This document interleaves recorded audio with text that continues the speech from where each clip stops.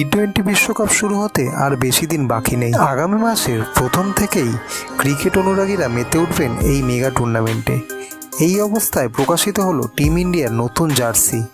গত সোমবার আনুষ্ঠানিকভাবে এই জার্সি সামনে আনা হয়েছে, যেখানে নীল রঙের পাশাপাশি স্থান করে নিয়েছে একাধিক রং। মূলত নতুন এই জার্সিতে গেরুয়া থেকে শুরু করে সবুজ ও সাদা রঙও দেখা গেছে।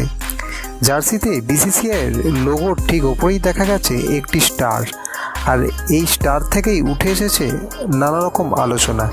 শুধু তাই নয়, সোশ্যাল মিডিয়াতেও চলছে জোর কদমে আলোচনা।